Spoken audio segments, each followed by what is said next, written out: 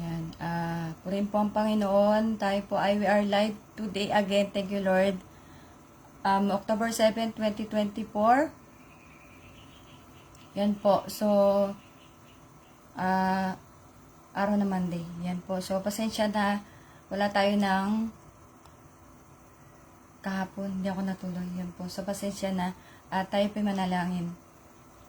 Praise the Lord. Glory to God. Purihin ka, Panginoon. Hallelujah. Dakilang Diyos, salamat pong muli sa iyong kahabagan, O Diyos, na muli makapagdala na yung mga salita. Salamat po, Ama, sa isang malaking biyaya ito na binigay mo sa iyong abang lingkod, Panginoon. Hindi lahat, O Diyos, ay binigyan mo ng ganitong pagkakatiwala, Panginoon. Kaya naman, salamat, Ama, sapagkat O Diyos, ako ay biyaya, Panginoon, na napili mo, kinahabagan mo, dakilang Diyos. Salamat po, pinupuri ka namin, niluluwalhati ka namin, Panginoon, at patuloy namin itataas sa iyong dakilang pangalan, karapat-dapat ka ng lahat ng paglilingkod, pagluluwalhati, pagpapasalamat. Mang banal, sa mga oras na to, minsan pa, dalangin namin, O Diyos, na ang iyong mga salita ay patuloy na mahayag sa aming mga kaibigan. Mangungusap ka sa bawat isa, sa mga tao, Panginoon, na nagnanasa makilala ka. Dakilang Diyos, dalangin namin, Panginoon, na kung paanong ibinigay mo, O Diyos, ang iyong mga biyaya, pagpapala sa iyong mga anak, Panginoon, kung paano, O Diyos, na amin kang nakilala. Ama, dalangin namin sa aming mga kaibigan na ikaw rin po ay magpapahayag. Dalangin namin na masumpungan mo na sila'y may malinis na puso. O Diyos, pusong laging nagpapakumbaba, pusong laging hinahanap ang iyong mukha, Panginoon. Pusong handang magpasakop sa iyong katwiran. Ama, salamat pong muli sa lahat, O Diyos, sa mga nakaraang araw na ikaw ang nag-ingat sa bawat isa. Ikaw, O Diyos, ang nagpala, ikaw ang nagpagaling, sapagkat ikaw ang dakilang manggagamot. Sa mga oras na to, Panginoon, hiniling namin ang kapatawaran mula sa iyo. Sa lahat ng aming mga pagkukulang. Sa lahat ng mga bagay, O Diyos, na alam namin na hindi kaya ay sa iyong harapan. Sa mga bagay na tunay na ikinaiinis mo, O Diyos, mga bagay na hindi na dapat gawin pa. Panginoon, sa pagbubulay na yung mga salita, ang patuloy namin dalangin, ang pangalan mo, ang higit na makilala sa buong mundo, O Diyos, na maalaman nila ang mga hiwaga na yung mga salita, kung paanong ikaw ay nung una pa lamang nagbibigay na ng mga kababalaghan, milagro, O Diyos, miracles that you did during the ancient times. Lord, this is not new. You are the same yesterday, today, and forever. Salamat po, at dalangin namin, Panginoon, ang buksan mo ang puso't isip ng aming mga kaibigan, O Diyos, na sila po ay tumanggap ng kaligtasan. Sapagkat sa mga nangyayari sa aming kapaligiran, Panginoon, tunay na hindi namin alam ang araw ng bukas. Nakikita namin ang mga nasasaad sa iyong kautosan na ito'y sadyang kailangang mangyari. Ngunit sabi mo nga, wala nakakaalam kung kailan paparito ang aming Panginoon. Dalangin namin, O Diyos, ang patuloy na paghahanda, pananalangin, amang Diyos, at lagi magpakumbaba sa iyong harapan, hanapin ang iyong mukha, Panginoon, at patuloy na maiwaksi ang kasamaan sa aming mga sarili. Linisin mo kami na yung mga salita, ang iyong salita ay katotohanan, ang iyong salita ay nagpapagaling, ang iyong salita ay ang mga salita ay sumasaway. Sumasaway sa mga karumihan ng aming mga puso't isip, Panginoon. Salamat po sa mga oras na to, dakilang Diyos. Binabalik namin ang walang hanggang pagluluwalhati, pagpapasalamat sa pangalan ni Jesus. Amen. Ayun naman tayo. Bati po tayo ng happy birthday muna. Happy birthday to Mimi Barbelia. Happy birthday to Grace Ann Quemada. Happy birthday to PMCC Port Watch Maui. Happy birthday to Rosauro Gautdula. Yan po. So, happy birthday sa lahat po sa inyo. Yan, pagpalain po nawa kayo ng Panginoon. Ingatan kayo. Ang Diyos ang maglaan ng inyong mga pangangailangan, maging na inyong pamilya. At nawa na ano man ang kahilingan nyo sa Panginoon. Ang Diyos po maglalaan, masumpungan lang ang bawat isa na may pusong nagpapakumbaba at may pusong malinis. Yan po. So, happy birthday and enjoy your day. God bless all of you. At yun nga po, pasensya kahapon. Dapat kahapon, di ba? Or Saturday. Saturday, hindi talaga. Kasi po ay may pinunta na ako ng Saturday. And then yesterday, I was supposed to do my live, but unfortunately, I didn't do it. So, yan po. Pasensya na. Ganun lang yon. Okay po. So, again, thank you to all the people who sharing my reels, my videos. Also still supporting me and for my new followers, kung meron man po. If there is any new followers, I'd want to, from my heart, I want to sincerely thank you. And, yun, may God bless all of you po. Thank you for supporting me always. At, ika lang ayan, I always say that I don't memorize the whole Bible. I didn't read the whole Bible until this time. And I don't know much of the Bible po. So sometimes I made mention of some verses that is incorrect. That is not correct. So last time, and maybe from the previous, I mentioned, I think, James 1:23, but actually that was Jude 1:23. Yung ano po, snatch them from the fire. Agawin mo sila, ano po to? Sa apoy.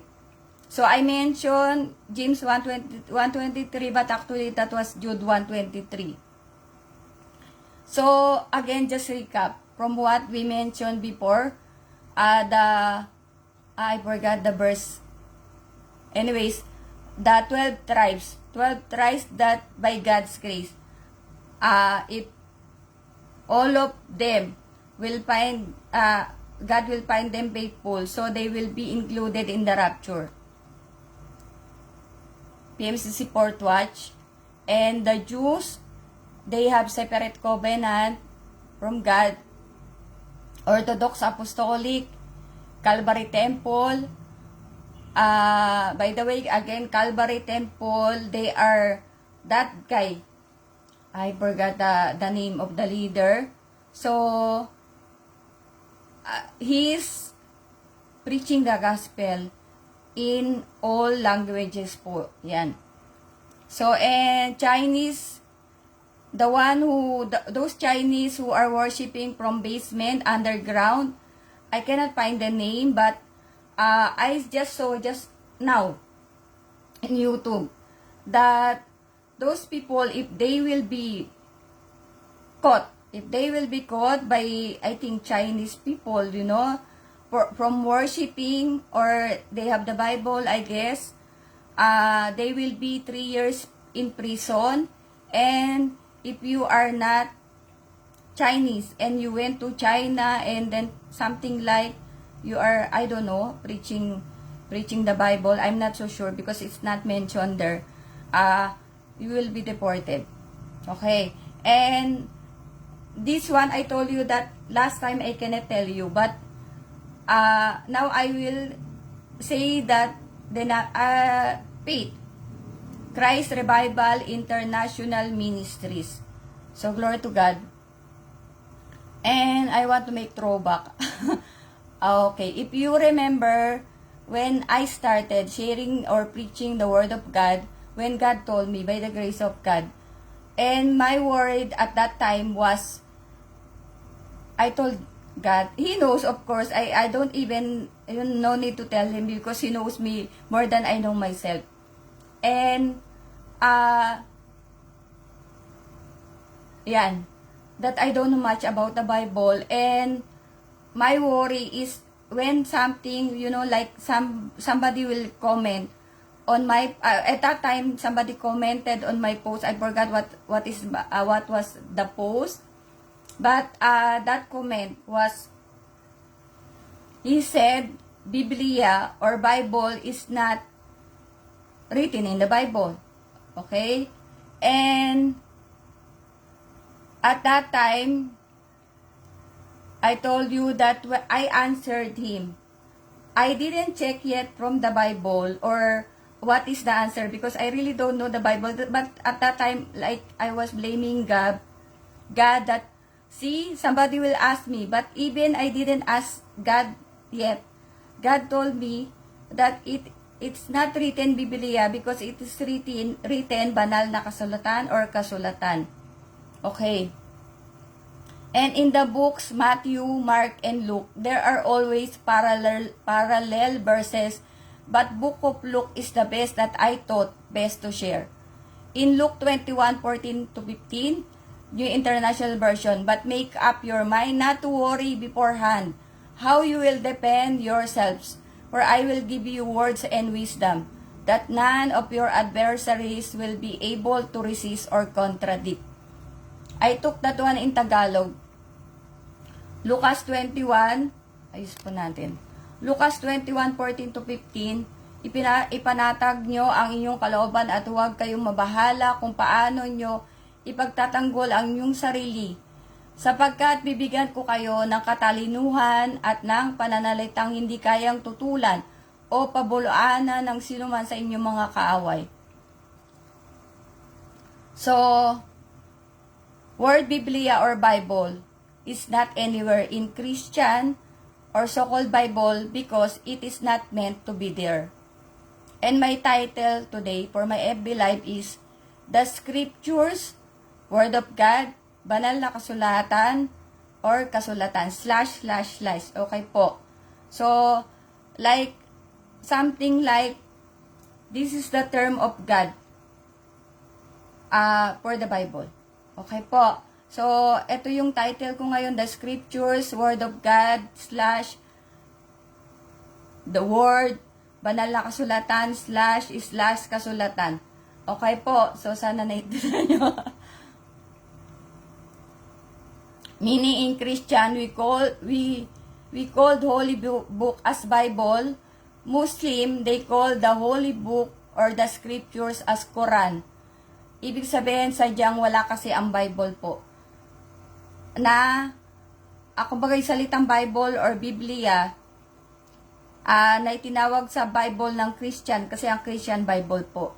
So, sa Muslim, Quran, at sa Hindu, as far as, pagkakacheck ko, Vedas po. Yan. So, as far as I check, in Hindu, they call the scriptures or the holy book as Vedas.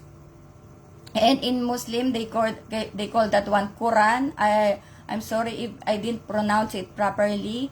In 2 Timothy 3:16, New Living Translation, all scripture is inspired by God and is useful to teach us what is true and to make us realize what is wrong in our lives.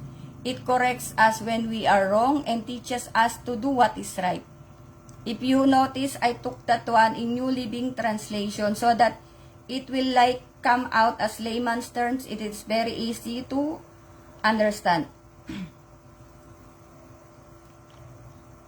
And Tagalog translation, pangalawang Timoteo 3:16-17, Magandang Balita Biblia, ang lahat ng kasulatan ay kinasiya ng Diyos at nagagamit sa pagtuturo ng katotohanan, sa pagtatama sa maling katuruan, sa pagtutuwid sa likong gawain, at sa pagsasanay para sa matuwid na pamumuhay, upang ang lingkod ng Diyos ay magiging karapat-dapat at tanda sa lahat ng mabubuting gawain.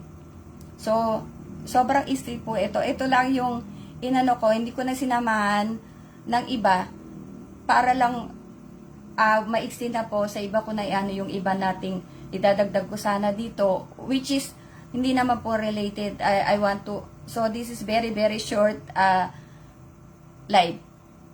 And in the major religious groups, Christianity, this is around the world. Christianity, this was written in Google, 31.1%, Islam 24.9%, e-religion 15.6%, Hinduism 15.2%, Buddhism 6.6%, and folk religions 5.6%. And I will not dwell so much on that because that, you know, there is no relevance. That is, that's why I told you, diba, several times I told you, I will share to you what is important and what God has told me, and especially we are in the end times. I will not dwell on, you know, on, parang I will not dwell much on the Bible. I will just share what is really important nowadays. So, wala na po ko sasabihin about it. The Quran is the holy book that contains the teachings of Allah given to the Prophet Muhammad. Many Muslims believe that Allah gave Muhammad this teaching because all earlier religious texts were no longer reliable.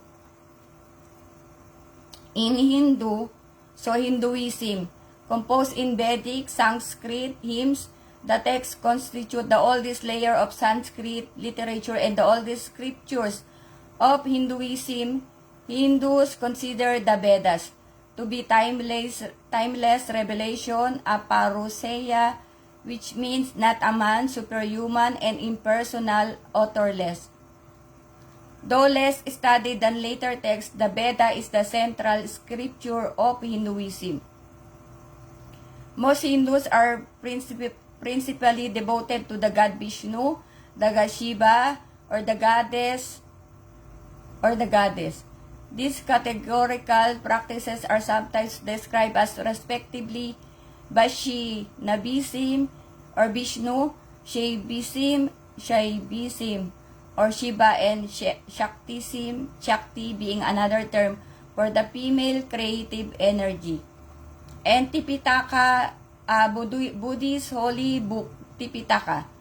These texts, known as the Three Baskets, are thought to be the earliest collection of Buddhist writings. Sutras, there are more than 2,000 sutras, which are sacred teachings embraced mainly by Mahayana Buddhists. And yeah, that is the Tipitaka is the Buddhist Bible, the traditional term for the collection of Buddhist scriptures that represent the core teachings of Gautama Buddha.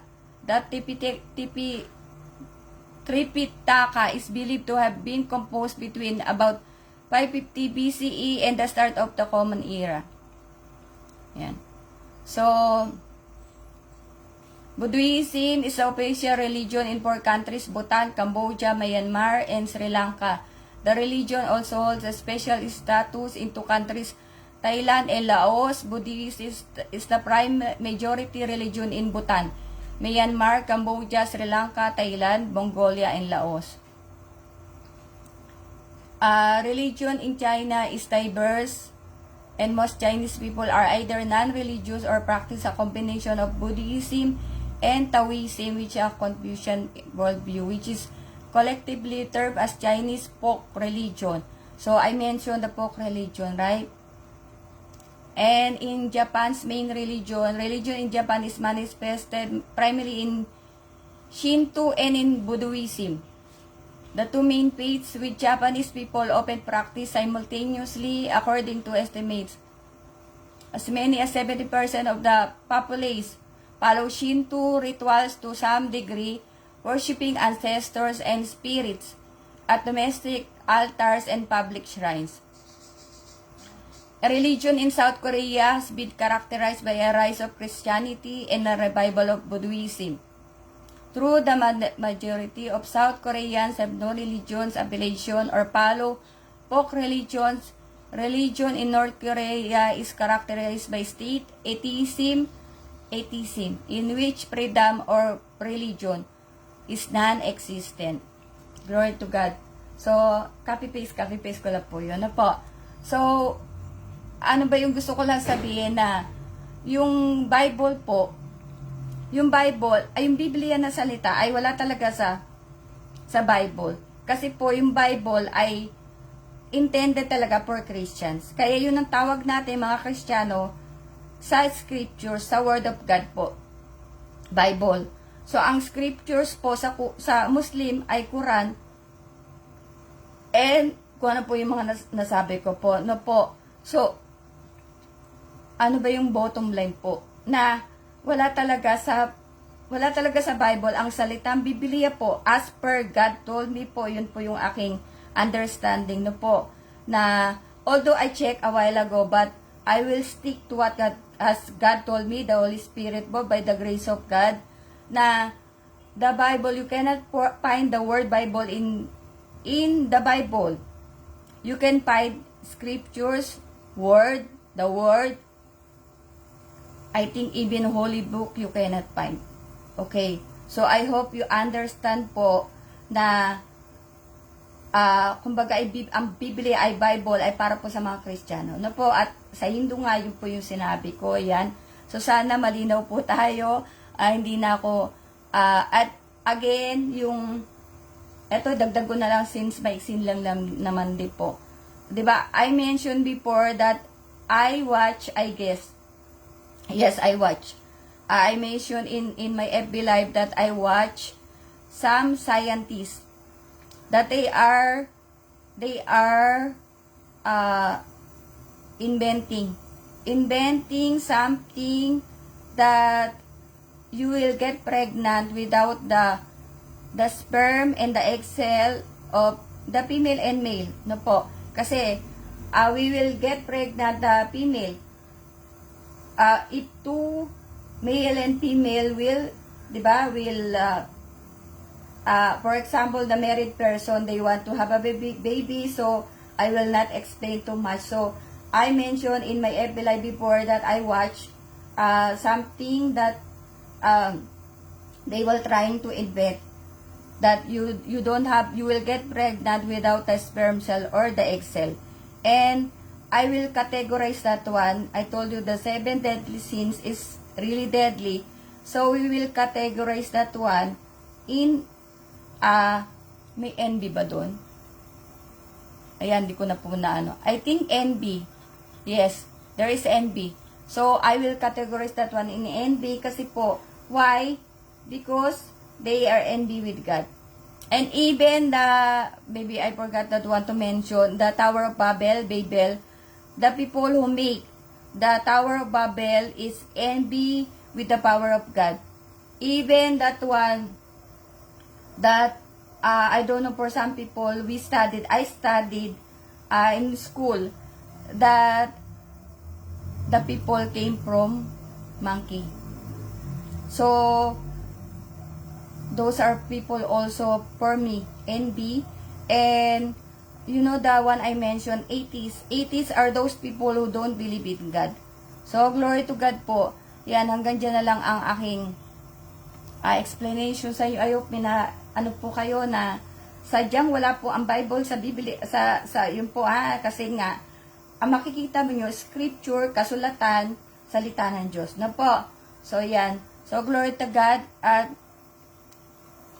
again, wala pong pangako ang bukas. Kaya sana po ay ayan nga, tumanggap na po tayo ng kaligtasan, and www.pmcc4w.org po. So, kung gusto natin na makilala pang higit po ang Panginoon, mas magandang gawin na natin ngayon habang maliwanag pa po. Na po, habang may liwanag pa, yan po. Purihin po Panginoon, tayo po manalangin. Amang Diyos, salamat po. Salamat, Ama, sa maikling pagbubulay na yung mga salita. Salamat, O Diyos, sa kahabagat, Panginoon. Sa isang biyaya, Panginoon, na binigay mo sa iyong abang lingkod, na makapagdala na yung mga katotohanan, na yung mga salita. Dakilang Diyos, patuloy namin dalangin, Panginoon, na ang bawat isa ay maingatan. Ama, sa mga panahon ganito, tunay na maraming warning, maraming babala, maraming hindi ka nagkulang sa bawat isa sa amin ng paalala sa malapit na mangyayari. Dalangin namin, O Diyos, sa patuloy namin pagdadala na yung mga salita, bus evangelism, hospital evangelism, market evangelism, maging sa online evangelism, Panginoon, na ang aming mga kaibigan, O Diyos, bigyan mo sila ng pusong nagmamadali. Nagmamadali sapagkat para sila'y tumanggap ng kaligtasan. Walang may hawak ng bukas, Panginoon, tanging ikaw lamang. Salamat po, Ama, sa iyong mga salita na nagpapalakas, sa iyong mga salita na nagpapagaling, sa iyong mga salita na nagtuturo sa bawat isa sa amin. Kung kami nasa kamalian, ikaw, O Diyos, ang sasaway po sa amin. Sa mga oras na to, ang aming patuloy na dalangin, Lord, sa mga may sakit, ikaw po ang patuloy na magpalakas, lalo tigit sa iyong abang lingkod, O Diyos, upang ako'y magamit mo pa sa iyong ubasan, maraming kaluluwang maligtas. Ama, sa aming kaibigan na si Sister Elizabeth Toledo Buwan, O Diyos, dagdagan mo kanyang pananampalataya, ang bawat isa sa amin, Panginoon, na kami patuloy na, O Diyos, buong puso magtiwala sa iyo. Sa pagkasasarili namin, Lord, wala naman kami magagawa. Malibang ipagkatiwala naman ang lahat ng bagay sa iyo, Panginoon.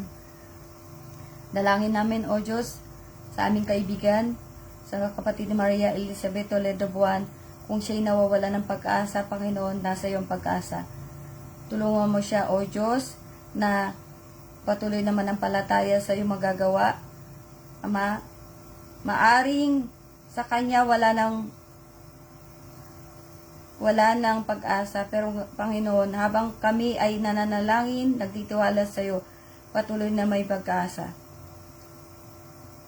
Salamat po, Panginoon, sa aming kaibigan na nahihirapan, O Diyos, ano man ang kanilang dalahin, pinansyal, kahinaan ng loob, Panginoon, pagdadoubt. Ama, ikaw po ang magpasumpong na yung mga hiwaga sa kanila, nawa, O Diyos, ang karunungan, Panginoon, ay masumpangan nila, Panginoon, sa pamamagitan, O Diyos, ng pakikinig na yung mga salita, sa yung mga tinawag, sa yung mga sinugo. Salamat po, patuloy namin, O Diyos, nawa ang aming mga salitang napagbulaya sa mga oras na to, O Diyos, ay lagi naming, Panginoon, baunin.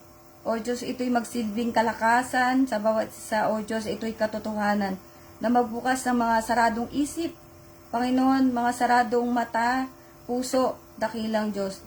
Naway patuloy ka naming hanapin ang iyong mga hiwaga, O Diyos. Nawa, O Diyos, masumpungan naman bawat isa na may malinis na puso. Laging handang magpakumbaba sa iyong harapan, sapagkat kung kami magmamataas, wala po kami magagawa, O Diyos. Salamat po, Ama. Minsan pa, dalhin mo kami sa araw ng bukas upang muli makapagbahagi na yung mga salita. Salamat po, pinupuri ka namin sa pangalan ni Jesus. Amen. So, yan po, see you po all tomorrow and Monday ngayon, bukas po, October 8. God bless us all.